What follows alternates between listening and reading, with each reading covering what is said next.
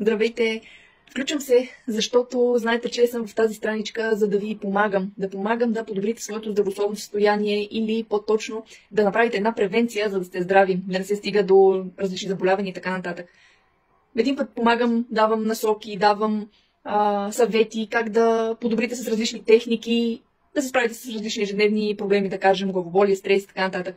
Друг път го правя с препоръка и насока, кои хранителни добавки може да използвате, като днес, сега ще правя точно това, защото преди малко си взех моя лична пратка, като вчера ви показах пратка, която бях взела на бабата на мъжа ми. Днес ще ви покажа моя лична пратка, която си взех и която всеки месец пия и приемам, за да мога аз да съм по-здрава и да си помогна на мен самата. Надявам се това видео да докосне някой, който има такъв проблем, ако мога да го кажа, и да се справи с него.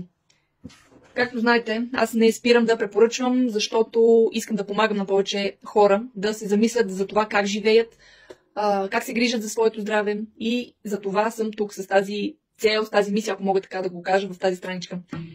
Това, което искам да ви покажа, е, че си взех месечната пратка с алоe вера гел за пиене. Този е точно с праскова конкретно. В него има цели 98% гел от алоe вера. Всичките 5 вида, които компанията предлага, произвежда, това е най-чистото алоe, защото няма захар и е почти 100% от листата на листото алоe вера. Като цяло, точно това алоe аз го пиям, защото имам нужда да сваля няколко килограма.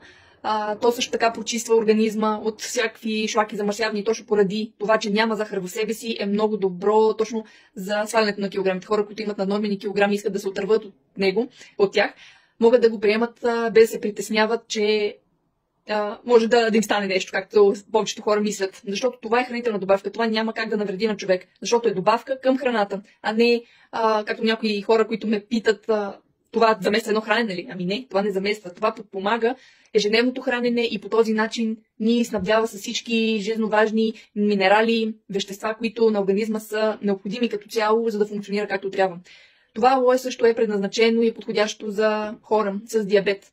Знаете, че диабета е една от, как да кажа, доста често срещано явление в днешно време, и то не е днешно време само, но от години насам, е доста често срещано при много хора. Имам познати, които от много малки са развили това заболяване и не могат да се справят с него. Точно за това хора, които имат диабет, точно това алоe е подходящо за тях. Също така подходящо е за бременни майки, за да може да снабди организма, както и плода, с всички необходими вещества, които са нужни на една бременна, за да набави на своето дете веществата, които са му необходими, за да се развива и да порасне добре и хубаво, голямо бебе. А също така за малки деца, когато имат проблем с имунната система, точно това алоe препоръчвам също така да се пие и от тях. Реално, когато малкото дете, да кажем 2-3 години, 4, започне да пие добавката, т.е. алоето, той започва да си натрупва веществата в организма, да преборва по-лесно всички вируси и настинки, когато има грип, и то го хване, разбира се, защото никой не е застрахован. Това помага на организма да го пребори по-лесно, по-бързо, без да се стига до усложнения, без да се стига до болници, защото аз лично с дъщеря ми сме лежали 2 пъти в болница, точно заради висока температура, гърч, вирус също така. И затова от 2 години насам ние приемаме хранителните добавки вкъщи и не съжалявам, защото дъщеря ми от тези 2 години насам тя не е близвала антибиотик. Не веднъж съм го казвала и няма да спра да го повтарям, защото съм видяла ползите от добавките и от това как се отразяват на нашия организъм. Затова пийте на воля гел от алоe вера. Това ми е месечната пратка, месечната доза. Защото по принцип една бутилка стига за около 10 на дни и затова в кашона са 3 бутилки, разбира се. Като този месец имам и подарък на всеки 4, 7, 10 месец от програмата, защото това е една програма дългосрочна, която човек е хубаво да приема, за да може да се натрупа алоето в организма, защото всички знаем, че алоето все пак е билка, не е лекарство и си трябва време, за да се натрупа в организма. Като, както споменах, днес, този месец ми е 4-ти подред и имам подарък, разбира се. Това е нашата аптечка за спешна помощ, разбира се, с 3 продукта в себе си, без които аз не оставам. Като първият е спреят за спешна помощ, който действа за абсолютно всичко. Не оставам без него, дори това е малката разфасовка, като когато ми свърши, аз си взимам голяма от 400 мл. Помага за хрема за кашлица, при болки в ухо, око. Също така, когато се порежем, нараним, ожулим се, отраскаме кожата, действа като дезинфекция и помага кръвотечението да спре. Също така, следващият продукт е гел от концентрат с алоe вера. Това е гел, който в себе си има цели 90% гел от листата на алоето. Много подходящо е за хора, които имат, примерно се наранят, изгорят се, било то битово или слънчево изгаряне, много добре охлажда и успокоява кожата, като също време я и хидратира, защото когато ни сърби, знаете какво е неприятно чувството, ние започваме да се чешеме. Когато намажем кожата, това успокоява и помага по-бързата регенерация на кожата, т.е. по-бързото възстановяване на епидермиса и на зарастването на раната. Третият продукт от самата аптечка и трети по последователност от това, когато почнем да използваме, това е кремът с прополис. Това е крем, който има също доста висок процент алоe в себе си, цели 79%. Виждате, че всички продукти са с високо съдържание на гел от алоe вера. Той помага за интензивната хидратация на кожата. Когато човек има студова алергия, да кажем, пукаща се, цепеща се до кръв, болезнено суха, тогава човек е хубаво да се маже с този крем, защото това дарява на кожата интензивна хидратация, много висока хидратация и по този начин подпомага кожата съвсем да се оправи, да се възстанови. И точно за това казвам, че и в тази последователност се използват. Първо е спреят, за да може да дезинфекцира кожата и подготви кожата за следващият продукт, като той е концентрата. Вече там се успокоява, охлажда се кожата, почва да се възстановява и след това е прополисът. С прополисът се хидратира кожата и започва още по-бързо възстановяване, да няма корички, да няма чоплене, сърбежи и така нататък.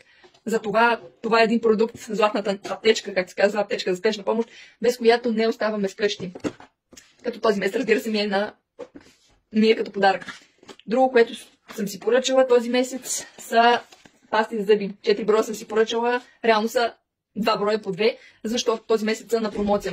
Тези пасти много добре успокояват зъбите. Това са за хора, които имат чувствителни венци и кървящи венци. Затова е хубаво, когато човек използва тази паста за зъби, ще види веднага облегчение, успокоение, няма да го има тази чувствителност на зъбите. Има леко ментов вкус, което е доста така приятно, поне на мен ми е много приятно да си мия зъбите с нея. Друго, което си поръчах е парфюм, разбира се. Всяка жена, всеки себеуважаващ се човек, мъж, жена, без значение, обича да ухае прекрасно и да оставя следа след себе си. Това е един от моите любими аромати. Вътре дори има кристали Сваровски, не знам доколко се вижда. Ето това, освен етерични масла. Виждате, това са кристалчетата, които, когато се напръска човек, почва да блести. Има по него, ето виж, има по него аромат. Да, както казва тя, аромат. Също така и бляскави частички. Уха е уникално. Един от любимите ми е, да не кажа най-любимия. И като цяло това е за този месец, като човек трябва да се грижи за себе си, както външно, така и вътрешно, но не прочисти ли организма, не се ли погрижи за организма отвътре, той няма как да очаква отвън да има какъвто и да е резултат.